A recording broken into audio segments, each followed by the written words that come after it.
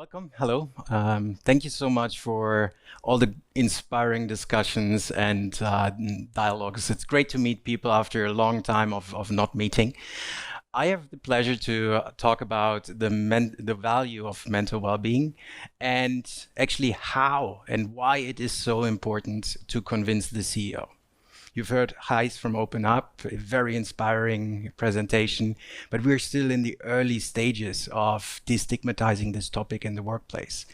This means we, as personal leaders, as individuals, might be convinced that this is something we need. Our employees might be convinced that we need something, but that doesn't mean that the boards, the CEOs, the CFOs, the old white men are convinced that we need this.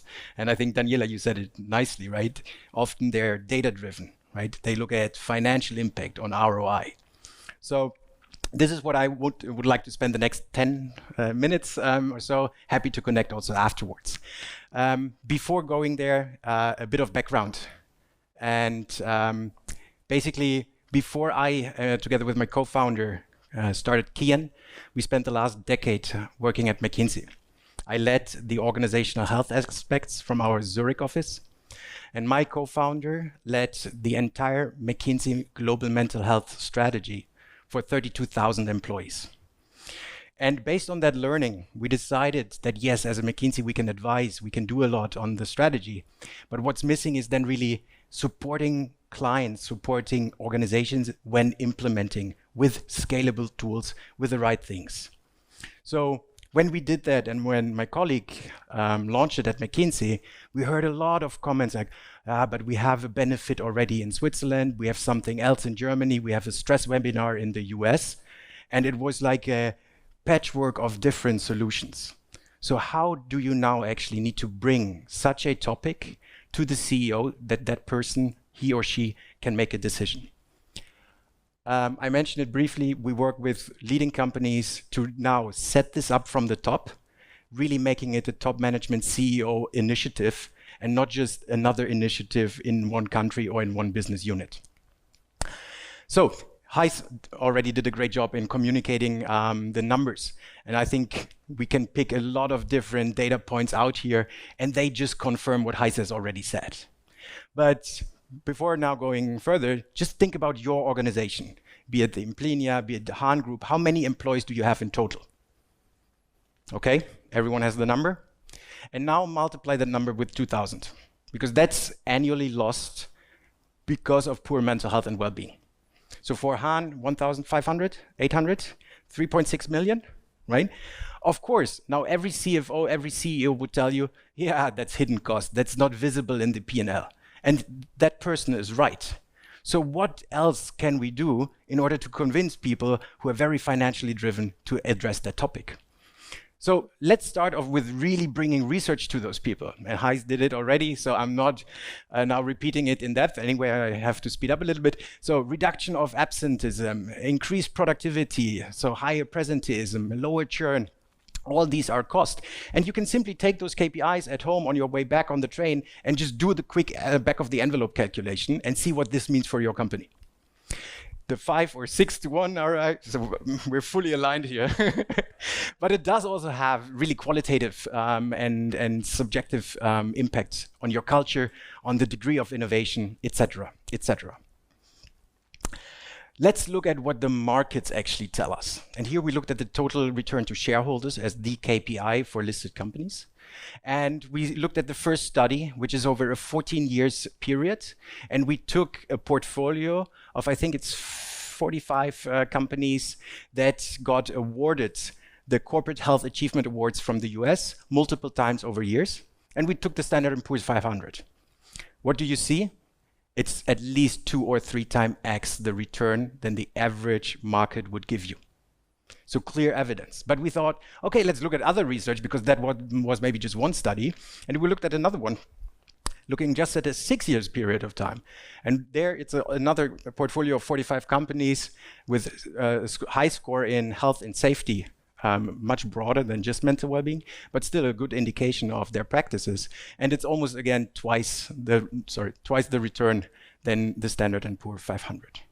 And these are already measures you can bring up to the board, to your CFO, and say, look, markets reward clearly in terms of total shareholders return what we do when it comes to our employees' mental health and well-being. So should it actually be a no-brainer, right? But we all know it, and let's play a little bit our concerns bingo. Probably everyone has heard it, not just us. Oh, is it really our business responsibility, the topic of well-being, the topic of mental well-being? We don't have any budget.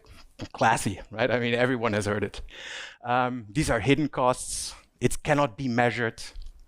We're doing already stress webinars. This topic is too sensitive. There are other topics, and I can basically go on. And probably everyone who has been working in people in HR or is on our side working with you as a partner has heard this multiple times. What is the problem? We are not prepared to iron out these concerns of a CEO and CFO. Because this is just insecurity, because a CEO, CFO, the board has so many different other decisions, important decisions to make. And if we're just coming and telling them, oh, we need to invest into something because it's the right thing to do, we are missing a little bit what a CEO needs in order to invest. First, they need a personal conviction. I am emotionally invested, convinced that it's ethically the right thing to do. We call this philanthropy. But that's not enough. Secondly, there needs to be a real business conviction. So it's financially the right thing to do. And that's capitalism. So we need to communicate and educate CEOs, CFOs right at the intersection, right? So now you're probably asking, what do we need? And there are 5 learnings from our work when we still did it at McKinsey, where we had to fight our old white men in McKinsey to set up a global strategy and initiative, but also from the companies you saw earlier, where they now really elevated the topic from maybe a country or location topic to the CFO, CHO board level. So the key takeaway is stop treating well-being, mental well-being, just as another initiative or just as a benefit. What does it mean? Go away from a piecemeal approach where you have individual initiatives in that location, then the Netherlands does something else, Switzerland does this, Germany does that, and really develop a global framework and strategy that allows your CEO to see how everything comes together. Right? Mental health and well-being is part of your people strategy, so also show how this comes together. What does it mean? Set goals, set a vision, set also a timeline, 3+ years. Go also targets for yourself. And not just, oh, we need to help our people now, so therefore we need to support them with the solution. Really make it a robust strategy. That also includes just from hearsay, oh, someone in Konstantin's team burned out. Oh, someone left because they had a poor experience with our manager. To a really fact-based approach. Assess how your people are doing mentally, right, in terms of overall well-being, but go a step further and also ask why. Don't stop just with, oh, they are all almost burning out or experiencing chronic stress. Also look at the areas of work life that are influencing this, because 60% of mental health related sick leave is because of toxic work environment, conflicts with managers. So things a company can and has to influence. What does that mean? Fully understand your starting point. Why are my people currently experiencing this?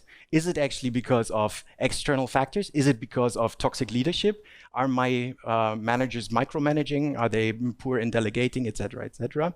And create a baseline also then for future impact tracking. Thirdly, stop with the sunk cost thinking. Investing into mental health solution like OpenLab, like Auntie, like Kyan has an ROI.